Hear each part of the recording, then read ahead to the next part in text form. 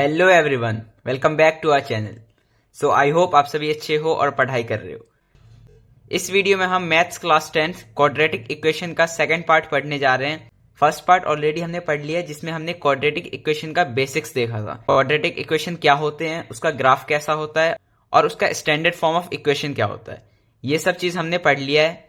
उस वीडियो के एंड में मैंने आपको बताया था कि इस चैप्टर में जो मेन दो टॉपिक्स हैं वो है कि एक क्वाड्रेटिक इक्वेशन को हम किस तरीके से सॉल्व करते हैं। तो आपके लिए यहाँ पे दो मेथड है। फर्स्ट है हमारा फैक्टराइजेशन मेथड और सेकंड है हमारा थ्रू क्वाड्रेटिक फॉर्मूला। तो इस वीडियो में हम अपना first method that is factorization method इसे पढ़ने वाले हैं। फैक्टराइजेशन मेथड आपने सेकंड चैप्टर पॉलिनोमियल उसमें भी पढ़ा था। उसमें भी मैंने आपको बताया था कि किस तरह एक इक्वेशन को फैक्टराइज करके उसका सॉल्यूशन फाइंड आउट करते हैं। बट यहाँ पे ये एक डेडिकेटेड वीडियो है फैक्टराइजेशन मेथड पे, तो इसमें मैं फिर से अच्छे से बताऊंगा। बहुत ही इजी और इंटरेस्टिंग वीडियो होने वाला है ये। फैक्टराइजेशन को लेके अभी तक आपके जितने भी डाउट्स थे, चाहे वो फैक्टराइज कैसे करते हैं, उसके पेयर्स कौन से होते हैं, कुछ भी डाउट हो, वो सारे डाउट्स इस वीडियो में मैं क्लियर कर दूंगा। बहुत ही इजी वे में हम सब कुछ पढ़ेंगे। सो अब स्टार्ट करते हैं हमारा मेथड। देखो, सबसे पहले method for solving quadratic equation. दो मेथड है, फैक्टराइजेशन मेथड और सेकंड है क्वाड्रेटिक फॉर्मूला। इसे हम श्रीधराचार्य फॉर्मूला भी कहते हैं। ये नेक्स्ट वीडियो में पढ़ेंगे। अभी हमारा फोकस फैक्टराइजेशन पे है। देखो, सबसे पहले मैं बता देता हूं कि एक क्वाड्रेटिक इक्वेशन को सॉल्व करने का मेथड। देखो, सॉल्व करने का ये मतलब होता है कि आपके पास जो भी इक्वेशन दिया है उस इक्वेशन में जो वेरिएबल है उस वेरिएबल का वैल्यू फाइंड करना ही होता है सॉल्विंग दैट इक्वेशन। जैसे यहाँ पे दो इक्वेशंस गिवन है, 6x² माइनस x माइनस 2। तो इसमें अगर मैं x का वैल्यू फाइंड कर दूं तो वो हमारा होगा solution of this equation. Same हमारा सेकंड इक्वेशन में भी वेरिएबल x है, तो यहाँ पे भी x का वैल्यू फाइंड करना ही सॉल्यूशन ऑफ दैट इक्वेशन कहलाएगा। ठीक है, तो किस तरीके से फैक्टराइज करते हैं पहले हम उसे सीखेंगे। अब देखो, यहाँ पे समझाने के लिए मैंने एक इक्वेशन ले लिया है। इस इक्वेशन की हेल्प से हम फैक्टराइजेशन मेथड को समझेंगे। देखो, सबसे पहले फैक्टराइजेशन मेथड को स्टार्ट करने से पहले आपको जनरल फॉर्म ऑफ इक्वेशन पता होना चाहिए, ax² plus bx plus c। ठीक है, ax² plus bx plus c। यहाँ पे हमारा a क्या है, तो a है 6। a क्या होता है, जो x² का कोफिशिएंट है, तो x² के साथ क्या है 6। b क्या है, जो x का कोफिशिएंट होता है, तो x के साथ क्या है 1। कुछ नहीं है तो 1 है ना, और हमें साइन को तो कंसिडर करना है, तो ये है -1। और c क्या है, कांस्टेंट टर्म, तो -2। a 6, b -1, c -2। अब देखो, फैक्टराइजेशन मेथड या फिर स्प्लिटिंग मिडिल टर्म दोनों एक ही है। इसमें करना क्या है, इसमें हमें जो हमारा b है, b क्या होता है x का कोफिशिएंट, इसे हमें स्प्लिट करना होता है। लेट्स से हमने इसे p और q में स्प्लिट किया। ठीक है, b को हमें दो पार्ट में स्प्लिट करना होता है, p और q में हमने इसको स्प्लिट किया। अब यहाँ पे ये जो स्प्लिटेड टर्म्स है, इनको दो कंडीशन सेटिस्फाई करना होता है। वही दो कंडीशन है जो सही होने चाहिए, तो आपका पूरा सॉल्यूशन सही हो जाएगा। देखो, फर्स्ट कंडीशन क्या है, जो हमारे स्प्लिटेड टर्म्स हैं, p और q हमने एज्यूम किया है कि ये स्प्लिटेड टर्म्स है, तो उनका मल्टीप्लीकेशन हमारे a और c का मल्टीप्लीकेशन के इक्वल होना चाहिए। a क्या है, x² का कोफिशिएंट, c क्या है, हमारा कांस्टेंट टर्म। पहला कंडीशन, हमारा स्प्लिटेड टर्म्स उसका multiplication should be equal to a into C. ठीक है, ये फर्स्ट कंडीशन। सेकंड कंडीशन, जो स्प्लिटेड टर्म्स है उसको या तो आप प्लस करो या उसको माइनस करो। या तो आप प्लस कर रहे हो या माइनस कर रहे हो, दोनों में से कुछ भी करो, बट उसके बाद जो आंसर आना चाहिए वो b के इक्वल आना चाहिए। अब देखो, हमने क्या समझा कि हमने b को दो पार्ट्स में स्प्लिट किया। Let's say p and q, ये हमारे दो पार्ट्स। अब ये दो पार्ट इस तरीके के होने चाहिए कि इनका मल्टीप्लीकेशन a और c का मल्टीप्लीकेशन के इक्वल आना चाहिए। और सेकंड कंडीशन, इनका एडिशन या फिर इनका सब्सट्रैक्शन वो b के इक्वल आना चाहिए। या तो एडिशन इक्वल होना चाहिए या सब्सट्रैक्शन इक्वल होना चाहिए। अब देखो, आई होप यहां तक समझ में आ गया। आपको मेन दिक्कत ये स्प्लिट करने में आएगा कि ये दो पार्ट्स, मतलब ये दो स्प्लिटेड टर्म्स जो है ये होंगे क्या। तो इसका सिंपल मेथड है, आपको a इंटू सी निकालना है। a इंटू सी जो भी आएगा उस वैल्यू को फैक्टराइज कर लेना है और उसके फैक्टर्स से पेयर बनाने का कोशिश करना है। अब देखो, मैं आपको बताता हूं। सबसे पहले स्टार्ट करते हैं। ठीक है, अब यहाँ पे a और c क्या है ये पहले लिख लो। a है 6 और c है -2। 6 इंटू -2 इज इक्वल टू -12। अब आपको फैक्टराइज करना है, तो फैक्टराइज करते टाइम तो आप साइन को इग्नोर करोगे, ठीक है। अभी फैक्टराइज किस तरह हो जाएगा, 2 इंटू 6, 2 इंटू 3, 3 इंटू 1। तो इसके फैक्टर्स क्या आ जाते हैं, 2 इंटू 2 इंटू 3। अब देखो आपको इसके फैक्टर्स को यूज करते हुए ऐसा पेयर बनाना है जिसका multiplication a into see that is -12। अब साइन को इग्नोर नहीं करना है, हमें ऐसा पेयर बनाना है जिसका मल्टीप्लीकेशन a इंटू सी के इक्वल आ जाए और जिसका एडिशन या फिर जिसका सब्सट्रैक्शन b के इक्वल आ जाए। तो ऐसे पेयर बनाते हैं। सबसे पहले देखो a इंटू सी क्या है, 12। तो पेयर बनाओ। देखो अगर 3 इंटू 2 का एक पेयर बना दिया और 2 का पेयर बना दिया, तो 3 इंटू 2 का पेयर बना दिया तो ये 6 हो जाएगा और एक पेयर बचा 2, तो 6 इंटू 2 12, ठीक है। 6 इंटू 2 12। अब हमें चाहिए क्या, -12। तो आप किसी एक के सामने माइनस लगा दो, -6 और 2, ये हो गए हमारे दो पेयर। फर्स्ट पार्ट क्या आता है, -6 और सेकंड पार्ट क्या आता है, 2। अब -12 चाहिए था तो मैंने कहा किसी एक के सामने माइनस लगा दो, तो मैंने 6 के सामने माइनस लगा दिया। वो भी 6 के सामने ही क्यों लगाना है या फिर 2 के सामने क्यों नहीं लगाना है, उसका भी आंसर है, वो आगे पता चलेगा आपको। अब देखो फर्स्ट मेथड तो हमारा यहाँ पे सेटिस्फाई हो जाता है कि हमारे स्प्लिटेड टर्म्स यहाँ पे आया है -6 और 2, और इसका जो मल्टीप्लीकेशन है वो a और c के इक्वल है। बट क्या इसका एडिशन और इसका सब्सट्रैक्शन b के इक्वल है, वो चेक करते हैं। देखो अगर मैं ऐड करूं तो -6 प्लस 2 ये होता है -4, और इसको सब्सट्रैक्ट करो -6 -2 ये होता है -8। तो ऐड करने पे -4 आता है, सब्सट्रैक्ट करने पे -8 आता है। और हमारा b क्या था, b है हमारा -1, तो b तो इक्वल नहीं हुआ, मतलब ये पेयर हमारा गलत है। इसी तरीके से एक पेयर और चेक करो, 2 इंटू 2 का एक पेयर ये हो जाएगा 4, और बचा क्या 3, तो 3 का एक पेयर, 4 और 3 का पेयर। अब देखो अगेन 4 इंटू 3 12 होता है, किसी एक के सामने माइनस लगा दोगे तो -12 हो जाएगा। लेट्स से हमने 4 के सामने लगाया तो ये -12 हो गया। अब हमारे दो पेयर्स क्या बनते हैं, -4 और 3। अब इसका मल्टीप्लीकेशन a इंटू सी के इक्वल आ चुका है, तो फर्स्ट पॉइंट तो हमारा सेटिस्फाई हो जाता है। सेकेंड पॉइंट देखो, पहले ऐड कर लो -4 प्लस 3 ये हो जाएगा -1, और माइनस कर लो -4 -3 ये हो जाएगा -7। b क्या है, b है -1, मतलब ऐड करने पे हमारा b इक्वल हो रहा है, तो हम इसे यूज कर लेंगे, ठीक है। तो हमने जो स्प्लिटेड टर्म्स निकाले -4 और 3, ये हमारा सही आया है। अब देखो यहाँ पे मैं आपको आंसर बता देता हूं कि 4 के सामने ही माइनस क्यों लगाना है। अगर मान लो आपने 3 के सामने माइनस लगा दिया होता तो हमारे दो टर्म्स क्या आते, 4 और -3। इनको ऐड और सब्ट्रैक्ट करके देख लो। देखो सबसे पहले ऐड करते हैं 4 प्लस -3, तो 4 -3 1, और सब्ट्रैक्ट करोगे तो 4 -3, तो माइनस प्लस हो जाएगा, 4 प्लस 3 दैट इज 7। तो ऐड करके क्या आया 1, सब्ट्रैक्ट करके क्या आया 7, तो ये तो गलत हो गया ना। हमें चाहिए क्या, -1, और यहीं पे आप अगर माइनस शिफ्ट कर देते हो, आप -4 में लगा देते हो, तो आपका आंसर सही आ जाएगा। इसलिए आपको चेक करना है कि कहां पे माइनस लगाने पे आपका आंसर सही आ रहा है। अब देखो एक दूसरा पेज में लेता हूं और अब सॉल्व करना स्टार्ट करता हूं। अब देखो यहाँ पे मैंने इक्वेशन लिख लिया है। हमारे दो स्प्लिटेड टर्म्स क्या आए थे, -4 और 3, और इनको ऐड करने पे हमारा जो सेकंड पॉइंट था वो सेटिस्फाई हो रहा। तो अब देखो इसको स्प्लिट करते हैं, 6x² minus 4x plus 3x। अब देखो -4 और +3 यही दो हमारे पेयर आए थे, और ये x के टर्म्स में है तो x तो हम लगाएंगे, और c क्या है -2। अब हमारे पास 4 टर्म्स आ गए हैं। हमें दो टर्म का दो पेयर बनाना है और उसमें से कॉमन निकालना है। फर्स्ट पेयर यही मान लो 6x² minus 4x plus 3x minus 2। Simple है, ठीक है। अब इसमें से आपको कॉमन निकालना है। ये देखो यहाँ पे 6 है, 4 है और x भी है, x भी है, तो एक तो x बाहर आ जाएगा और दूसरा 6 और 4 दोनों 2 के टेबल में आते हैं, तो 2x मैंने कॉमन निकाल लिया। अब 2x कॉमन निकाल लिया तो बचा क्या, 2 इंटू 3 6, तो 3 और 2x थे, x² था ना, एक x हमने कॉमन निकाला है तो x बच गया। और यहाँ पे 2 इंटू 2 4, और x तो बाहर आ चुका है यहाँ से, ठीक है। रीचेक करने के लिए आप वापस मल्टीप्लाई कर दो और आपको यही टर्म्स मिलने चाहिए। जैसे 2x into 3x, 2x into 3x, 3 into 2 6, x into x x², सही है। -4 वाले को चेक कर लो, 2x इंटू -2, 2 इंटू 2 4, और यहाँ माइनस था तो माइनस, और x, तो ये भी हमारा सही है। इस तरीके से आप चेक कर सकते हो।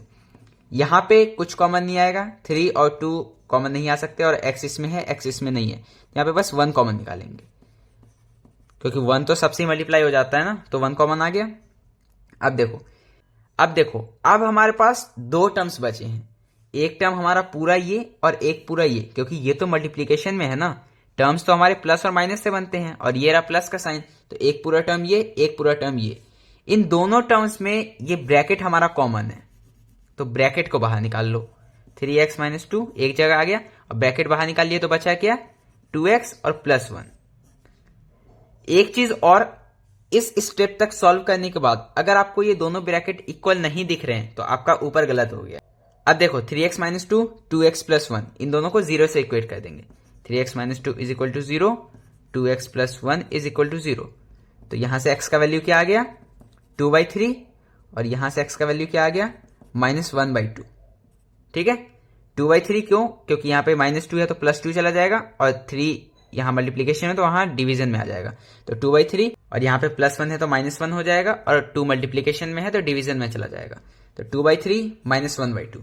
एक क्वेश्चन और सॉल्व करते हैं। अब देखो यहाँ पे हमारा a क्या है 2, b क्या है -5 और c क्या है 3। इसी क्वेश्चन के लिए a2, b -5 और c 3। सबसे पहले a इंटू सी निकाल देते हैं, 3 इंटू 2 6। अब देखो a इंटू सी 6 आ चुका है। आपको पता है कि एक तरीका है कि आप इसको अगर फैक्टराइज कर लो तो उसके फैक्टर्स को यूज करके पेयर बना सकते हो। तो 2 3 3 1, एक आया है 2 और एक आया है 3। सिंपल दिख रहा है कि 2 + 3 5। ठीक है, नंबर 5 है यहाँ पे भी, बट हमें चाहिए -5, और +2 और +3 तो प्लस +5 हो जाएगा। और अगर मैं एक के सामने माइनस लगाता हूं तब भी नहीं आएगा, जैसे मैंने पहले 2 के सामने माइनस लगा दिया, तो -2 + 3 ये 5 के इक्वल नहीं है। अब 3 के सामने लगाया तो 2 - 3 भी 5 के इक्वल नहीं है। बट अगर मैं दोनों के सामने ही माइनस लगा दूं, -2 -3, तो ये -5 आ जाएगा। तो यहां से हमें हमारा दो स्प्लिटेड टर्म्स मिल गया, -2 और -3। अब हम अपना सेकंड पॉइंट चेक कर लेते हैं, जो कि एडिशन और सब्सट्रैक्शन वाला है। देखो -2 प्लस -3, तो -2 प्लस -3, तो ये हो जाएगा -5। तो हमें एडिशन से ही दिख गया कि हाँ हमें -5 चाहिए और -5 आ भी गया। तो अब देखो -2 -3 -5 तो होता है, तो ये तो हमारा सही है। इसका मल्टीप्लीकेशन a इंटू सी के इक्वल है या नहीं है वो भी देख लेते हैं। देखो a इंटू सी क्या है 6, और -2 इंटू -3, 3 इंटू 2 6, और दोनों माइनस कैंसिल हो जाएंगे, तो हाँ ये भी सही है। तो हमारे स्प्लिटेड टर्म्स सही आ गए हैं। अब करते हैं स्प्लिट। देखो 2x²। अब यहाँ पे हमारा b जो कि -5 है वो x के टर्म्स में है, तो स्प्लिट किए हुए पार्ट्स को भी हम x के टर्म में ही लिखेंगे। जैसे ये हो जाएगा -2x और -3x। अब देखो -2x -3x -5x, और -2x इंटू -3x +6x²। ठीक है, +3। अब कॉमन निकाल लो, एक पेयर ये बना लो, एक पेयर ये बना लो। इस पेयर को अगर आप देखो तो इसमें 2 कॉमन है और x कॉमन है, तो 2x आ जाएगा। यहाँ पे क्या बचेगा x, और यहाँ पे क्या बचेगा, पूरा 2x आ गया तो -1। यहाँ पे 3 कॉमन आ जाएगा, यहाँ पे बचेगा x, और यहाँ पे बचेगा 3 आ गया ना कॉमन, तो यहाँ पे बचेगा 1। अब यहाँ पे साइन कौन सा लगाऊं, अगर मैं पॉजिटिव साइन लगा देता हूं तो वापस चेक करना है एक बार, -3 इंटू x -3x, तो ये तो सही है। -3 इंटू +1, -3 इंटू +1, ये तो -3 हो जाएगा ना, बट हमें चाहिए क्या, +3। तो इसके लिए हम यहाँ पे साइन को चेंज करेंगे, हम यहाँ पे लगाएंगे माइनस साइन। अब देखो -3 इंटू -1, -3 इंटू -1, ये हो जाएगा +3, और हमें चाहिए +3। और यहाँ पे आप माइनस साइन लगाओगे तभी आप ये भी देखोगे कि आपका जो ये ब्रैकेट है ये सेम आ रहा है। तो हाँ, यहाँ तक हमने सही किया है। अब हमारे पास दो टर्म आ गए हैं, first term second term, bracket same है, इसे कॉमन निकाल लो। x -1 बचा क्या, 2x -3। अब इन दोनों को 0 से इक्वेट कर देंगे, x यहां पे आ जाएगा 1, x यहां पे आ जाएगा 3/2। ठीक है, तो अब आई होप फैक्टराइजेशन मेथड क्या है, किस तरीके से करते हैं, वो आपको क्लियर हो गया होगा। अब कुछ क्वेश्चन सॉल्व कर लेते हैं जिससे और क्लैरिटी मिल जाए। देखो यहाँ पे फैक्टराइजेशन के कुछ क्वेश्चंस गिवन है, इसे हम करते हैं। फर्स्ट क्वेश्चन तो देखो बहुत सिंपल है, ये आपके लिए होमवर्क है। सेकंड क्वेश्चन मैं करता हूं और ये हल्का अलग भी है, रूट वाला, सिंपल है, मैं आपको बताता हूं। तो देखो ये हमारा इक्वेशन था, स्टेप्स वही है, a इंटू सी निकालो। a क्या है √2, c क्या है 5√2। तो देखो √2 इंटू √2 2, और 5 भी है तो 5 इंटू 2, ये हो जाएगा 10। ठीक है, अगर नहीं समझ में आया तो बिल्कुल इजी वे में कर लो, 5 इंटू √2 इंटू √2, यही तो मतलब है इसका। तो √2 इंटू √2 2 हो जाएगा और 5 पहले से तो 5 इंटू 2 10। ठीक है, तो a इंटू सी क्या आ गया 10। अब हमारे पास a इंटू सी आ चुका है। 7 को आप स्प्लिट कर लो। 7 को अगर फैक्टराइज करोगे तो ये तो ज्यादा कुछ देगा नहीं हमें, 7 इंटू 1 ही आएगा। तो इसके हेल्प से तो नहीं कर सकते हो, तो यहाँ पे आपको हल्का सा सोचना पड़ेगा। अगर आप देखो, अगर आप इसको 5 और 2 में फैक्टराइज करो, मतलब 5x और 2x, ये दो पेयर यूज करो, तो 5x प्लस 2x 7x के इक्वल हो जाएगा, और 5x into 2x 10x square, तो 10 है और x स्क्वायर भी है, तो 10x स्क्वायर के इक्वल आ जाएगा। ठीक है, तो अब स्प्लिट करते हैं। √2x square plus 5x plus 2x plus 5 √2 is equal to 0। अब देखो हम कॉमन निकालते हैं। फर्स्ट पेयर इसे मान लो और सेकंड पेयर इसे मान लो। यहां पे एक तो x आ जाएगा और x ही आएगा, तो बचा क्या √2x प्लस 5। आपको पता है, वापस मल्टीप्लाई करके चेक कर सकते हो सही है या गलत। यहां पे देखो, यहां पे आपको लग सकता है कि कुछ भी कॉमन नहीं है, क्योंकि x यहां है, x यहां नहीं है, 5 यहां है, 5 यहां नहीं है, 2 यहां है, 2 यहां नहीं है, और √2 यहां है और √2 यहां नहीं है। बट अगर आप ध्यान से देखो तो √2 कॉमन आ सकता है। देखो यहाँ पे 2 है ना, तो 2 को आप √2 इंटू √2 भी तो सोच सकते हो, ये भी हो सकता है, क्योंकि 2 इज इक्वल टू √2 इंटू √2, इसका भी मल्टीप्लीकेशन 2 के इक्वल आ जाएगा। तो इस वाले टर्म को आप √2 इंटू √2 इंटू x इस तरीके से देख सकते हो ना। और इस तरीके से अगर आप देखोगे तो एक √2 यहां आ गया और एक √2 यहां भी है, तो √2 कॉमन आ जाएगा। अब इस वाले में बचा क्या, इस वाले में बचा एक √2 तो कॉमन आ चुका है, तो √2x बचा, √2x। और यहां पे क्या बचा, √2 निकाल लिया हमने, बचा 5। अब अगेन यहां तक सही किया है नहीं किया उसको चेक करने के लिए ब्रैकेट देख लो, ब्रैकेट इक्वल है मतलब सही किया है। अब ब्रैकेट को कॉमन निकाल लेंगे, √2x प्लस 5, दूसरा ब्रैकेट बन जाएगा x प्लस √2। अब यहां से x का वैल्यू आप निकाल सकते हो, 0 से इक्वेट कर दो दोनों को, और x का क्या वैल्यूज आता है वो कमेंट में बताओ। अब देखो हमारा नेक्स्ट इक्वेशन है 2x square minus x plus 1/8 is equal to 0। Again ये फ्रैक्शन में है तो आपको हल्का सा डिफिकल्ट लग रहा होगा, मैं इसको सिंपल करके बता देता हूँ। फ्रैक्शन में तो आप सॉल्व कर लो, यहाँ पे 1 है, यहाँ पे 1 है, इसका एलसीएम लिया तो 8। अब सिंपल फ्रैक्शन आप जिस तरह सॉल्व करते हो वैसे सॉल्व करना है। अब देखो ये कुछ इस तरीके से सॉल्व होगा, 8 को हमने 1 से डिवाइड किया, 8 आया, 8 ऊपर जाकर मल्टीप्लाई हो गया। यहाँ पे भी 8 को 1 से डिवाइड किया, 8 बचा, 8 ऊपर जाकर मल्टीप्लाई हो गया, और 8 को 8 से डिवाइड किया तो 1 बचा और 1 ऊपर जाकर मल्टीप्लाई हो गया। तो ये हमारा बन गया 16x square plus 8x plus 1 upon 8 is equal to 0। अब 8 को दूसरी तरफ ले जाओ, जैसे ही आप दूसरी तरफ ले गए ये 0 इंटू 8 0 के बराबर हो जाएगा। अब ये इक्वेशन मिल गया। अब इसे आप स्प्लिट करो और अपना आंसर बताओ। अब हमारा नेक्स्ट क्वेश्चन है 3x square minus 2√6x plus 2 is equal to 0। अब इसमें हमारा स्प्लिट करने वाले टर्म में ही रूट है, तो इसे कैसे सॉल्व करेंगे। सबसे पहले मेथड वही है, a इंटू सी निकालो, 3 और 2, 3 इंटू 2 6। अब हमें 2√6 माइनस 2√6 है, लेकिन स्प्लिट करते टाइम तो आप साइन को इग्नोर करोगे ना। 2√6 को हमें इस तरीके से स्प्लिट करना है कि उसका मल्टीप्लीकेशन 6 के इक्वल आ जाए और उसका एडिशन या फिर उसका सब्सट्रैक्शन माइनस 2√6 क्या है। तो देखो यहां पे मैं आपको एक लॉजिक बताता हूं, हमें मल्टीप्लीकेशन 6 चाहिए और स्प्लिट करते टाइम दोनों में √6 तो होगा, तभी उसे हम ऐड या फिर सब्ट्रैक्ट कर पाएंगे। अगर हमने ऐसे ले लिया कि 2√6 और दूसरा ले लिया, मान लो हमने √5 लिया है या फिर कुछ भी लिया है या फिर रूट लिया ही नहीं है, तो ये तो ऐड हो ही नहीं पाएगा या फिर सब्ट्रैक्ट भी नहीं हो पाएगा। ऐड या फिर सब्ट्रैक्ट हम तभी कर पाएंगे जब दोनों में √6 होगा, तभी तो वो चीज ऐड या फिर सब्ट्रैक्ट हो पाएगा। तो ठीक है, पहली चीज तो √6 दोनों में होना चाहिए। दूसरी चीज, अगर हम यहाँ पे कोई नंबर लेते हैं 2, 3, जैसे मानो हमने फर्स्ट स्प्लिटेड टर्म लिया है 2√6 और सेकंड हमने मानो √6 ले लिया है और इसे 1√6 ही लिया है, तो √6 इंटू √6 6 और इंटू 2 हो जाएगा तो 12। अब देखो यहाँ पे मैंने 1√6 ही लिया था तो भी ये 12 के इक्वल आ गया।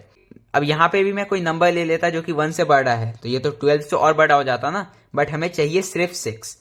तो अगर आप मेरा लॉजिक समझ गए तो इसका स्प्लिटेड टर्म होगा √6 और √6। अब देखो √6 इंटू √6 6 और हमें चाहिए क्या माइनस 2√6, तो इसको किस तरीके से निकालोगे, तो माइनस √6 माइनस √6, ये क्या हो जाएगा माइनस 2√6। ठीक है, तो अब देखो माइनस √6 माइनस √6 माइनस 2√6 ये हमारा आ चुका है।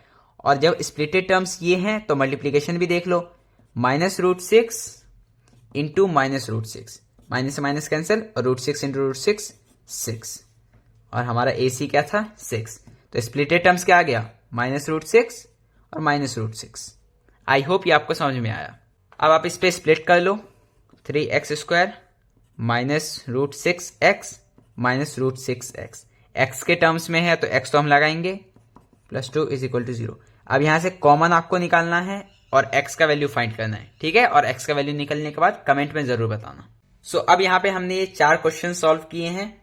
आई होप ये 4 क्वेश्चन आपको समझ में आए। स्टार्टिंग में थोड़ा सा डिफिकल्ट लग सकता है कि किस तरीके से हमने स्प्लिट किया, कैसे हमने पेयर्स को फाइंड किया, बट इवेंचुअली आपको ये सारी चीजें इजी लगने लगेंगी। आपको बस प्रैक्टिस करते रहना है। अब कुछ वर्ड प्रॉब्लम्स हैं, हम उसे भी सॉल्व कर लेते हैं। हमारा फर्स्ट क्वेश्चन है find 2 numbers whose sum is 27। हमें 2 नंबर्स ऐसे बताने हैं जिनका एडिशन, जिनका सम 27 हो और उनका प्रोडक्ट या फिर उनका मल्टीप्लीकेशन 182 हो, ठीक है। ये 182 है। ऐसे हमें 2 नंबर्स फाइंड करने हैं। ये कैसे फाइंड करेंगे?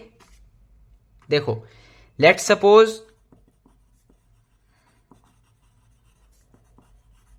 फर्स्ट नंबर भी x। अगर मेरा पहला नंबर x है तो सेकंड नंबर मैं कह सकता हूं 27 - x। देखो, मैं इसे एक बेसिक एग्जांपल से समझाता हूं। मान लो मेरे पास 10 पेन है, उसमें से मेरे पास 3 पेन रेड हैं और बाकी के पेन जो हैं वो ब्लू हैं।